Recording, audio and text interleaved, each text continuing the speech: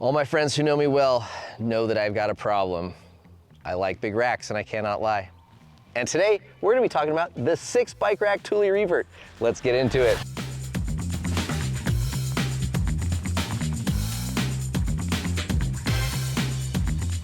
Okay, I promise no more cheesy dad jokes. Let's get into this thing.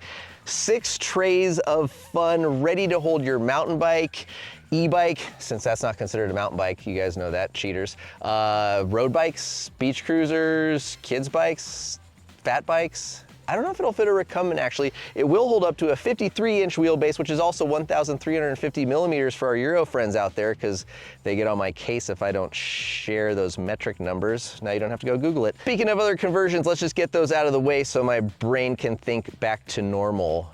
Whatever, it doesn't really think normal. It's pretty messed up all the time.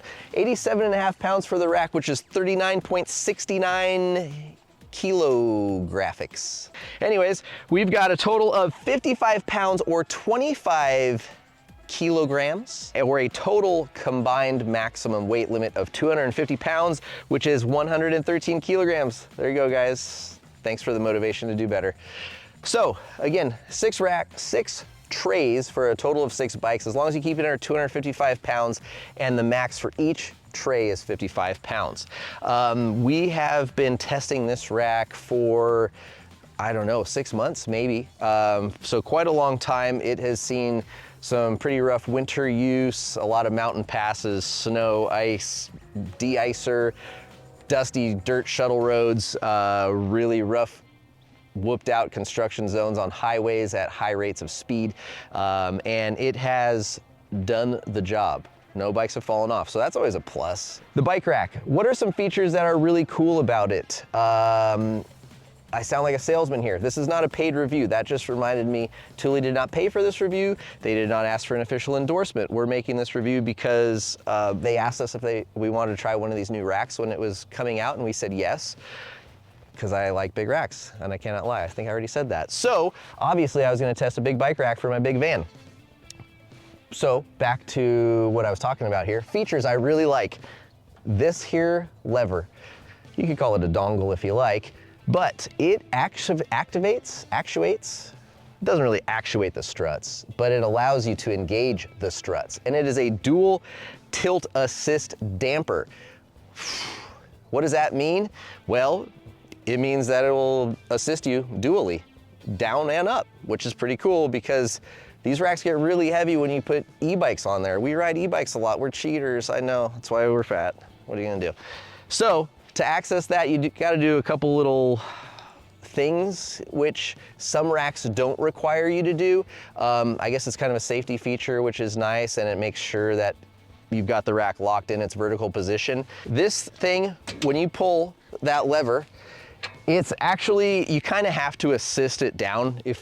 I think even if you've got it fully loaded, you kind of have to give it a little bit of a pull down. It doesn't just fall down, which is really nice because I've seen my buddy Norm, he almost like dislocated shoulders on a bike rack that dropped and had a whole bunch of bikes on there. That was crazy. Definitely seen some people get their heads bonked. So having a nice controlled descent is definitely nice. What's really cool about this too, hang on a second guys.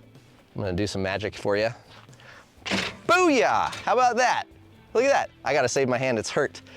This thing goes up, it's the dual assist, right? 1, 2. That was pretty neat, I think. It won't go up quite as fast if you have a whole bunch of really heavy bikes on there, but with my sweet Safari machine here, it went up pretty quick. What else do I like about this rack? Well, the spacing is quite nice. We've got 11 inches between all of these cradles. We have in fact put 6 bikes on this thing before. No contact really. I mean, obviously some people's bikes are weird, kind of like some people are weird. So pedals, bars, if you've got strange stack heights or you run your brake levers in weird spots, that's a personal problem, I guess. But for the most part, bikes get along. They're pretty friendly on here. Good spacing, they stay secure. There's not a lot of movement side to side, which is really nice. Some racks, things can kind of wiggle around and get happy, but yeah, for the most part, everything stays put. You've got some pretty solid rubber straps that are over here. I'm gonna talk about those rubber straps for a little bit of a second here. Several months ago, Cole And Brian, our videographer, went to Thule HQ. They went to their facility in North America where they actually manufacture, produce, make these racks. So this is a made in the USA product. Maybe there's no tariffs on it. That's pretty cool. But needless to say, before the racks arrive, and their plans arrive, I should say, to be assembled in the US, they test and develop all of them in Sweden to probably some of the most rigorous standards we've seen. For sure, we haven't seen any other bike rack testing, but we haven't really been to any other bike rack headquarters that are like on that level. So maybe that's not fair to say, but I think Thule's probably one of the most thorough. They are Swedish, right? So anyways, UV exposure, they put these things in like a freezer at sub-zero temperatures for a really long time. They put them in a little like ultraviolet oven to test them for sun and UV exposure. They put them on a test sled to see how they'll handle it in the event of a car accident. So there's a lot of really cool testing. We will link that video. You should give it a watch.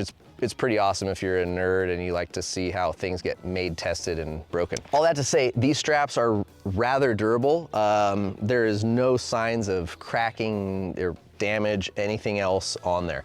Pretty easy to pull them up through the wheel and catch the hook on the back side. Down below here, something a little bit different than some of the other vertical racks we've tested. Like we've tried Lolos, I think we've tried Yakima, a number of Velociracks. So I think we've tried quite a North Shore, like we've done a lot of vertical racks.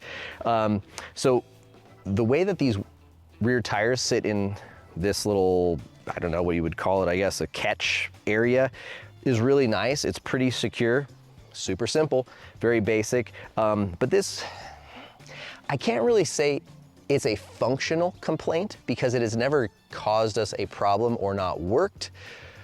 So if it's not broke, don't fix it. But just in my head, I guess it feels like I wish this post was either just like a little bit taller, or maybe that there was a second post so that you could pull from one to the other. That being said, when you do get that rubber pulled on there and stretched, it does sit well below the lip. There is room.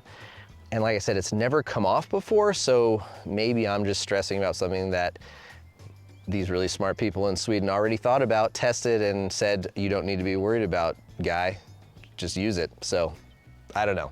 It's in my head, it's never gone wrong. We haven't had a problem. We haven't had any problems with the racks, to be honest. We've tested a number of vertical racks from a ton of brands. They're all heavy-ish, right? I mean, you're talking about 6 bikes, it's a lot of material. They've got a big task to do. I will say that at 87.5 pounds, like this isn't, it's not light, but you know, there are racks that do this job that are also a lot closer to 100 pounds. So I would say they've done a pretty good job at making a rack competitively weighted for what it's doing. So that said, I mean, the other rack that I'm most directly thinking about is the Velociracks, which is like high 90s. However, that rack will hold 300 pounds. And I know they've got that new Max rack, which is 100 pounds per tray. But again, you've only got 300 pounds max, so you can't do 6 at 100. But you know, 300 pounds to 250 pounds is a pretty significant difference in total load capacity. That being said, I think there are some things that are nicer about this rack, right? I mean, weight capacity could be a deal breaker and something that you just have to have if you're regularly transporting a lot of heavy e-bikes. That being said, if you are not, then you know 250 might be totally sufficient for you in that case. Some of the features, saving 10 plus pounds on the overall rack weight for moving it on and off, the easy on and off because of that tool-free kind of self-tightening ratchet that you can utilize is really neat. I like this system better than the Velociracks. You know, you kind of have to do a bit of finagling to get that thing to drop down all the way. It is nice that goes all the way down to the ground. It gives you like a nice workstation area or a storage zone, but you know, again, that's not something I think a lot of people utilize and is not super necessary. It's really cool, but if you don't need all that stuff, then I kind of like this rack a whole lot. So yeah, I mean, all that to say there are a number of racks out there and they all have their pros and cons and things that might be really nice features for you in your application, but also might be things that you're paying for that you don't need or are never going to utilize. And so something else might actually suit you better. I think this rack is gonna suit a lot of people that want a vertical rack, want something that's really easy to use, isn't gonna require a lot of messing around and fudging about, and maybe 250 pounds is totally sufficient for you. That is still quite a bit of weight at the end of the day. So a couple of other little odds and ends. Thule does have a pretty good host of accessories and features. There is no integrated lock on this rack currently. It does lock into the hitch, so you can't open it and easily steal it, but no locks for the bike readily available like on board the rack. It is approved for off-road use, which is really cool, and also approved for RV use. However, there is a 40% weight reduction, so take that into account. It's pretty hard to find good quality racks that are RV rated. So if you guys own RVs out there, make sure you guys find racks that are RV rated, because you don't want these things snapping off and leaving all your bikes on the highway and maybe hurting someone behind you. Ultimately, where does that leave the Thule Revert? For me, I would say it's neck and neck. Better in some ways, not quite all the things I want in other ways when compared to the new Velocirax Max. Those are, I think, my two favorite vertical bike racks out there on the market, and they each have their strengths that kind of shine in certain applications. And like I said, maybe that application matters to you and maybe it doesn't, but all that to say, this is absolutely one of my favorite racks. I use it a lot. I've got total faith and trust in it. It's been passed around on the back of a few friends, neighbors, and other people's rigs, and they've all had pretty solid things to say about it as well. So that being said, once again, guys, this is not a paid review. Thule did not ask us to endorse their product for them. They just sent us one out and said, if you like it, let us know, give us a review. If you don't like it, give us a review and share some feedback. So that being said, we do have some online web stores that do also enjoy our content. We were hesitant to get on the affiliate program because we always felt like that would motivate people to be like less than honest. Like, wow, who's gonna say like a $2,000 carbon wheel set isn't good if they know they could make $14 commission off of that wheel set, you know, if someone buys it. So I don't know, guys. A lot of you have said you don't have a problem with affiliate links. I still feel like it's a little bit slimy. Let me know if you guys don't agree and that's not a problem.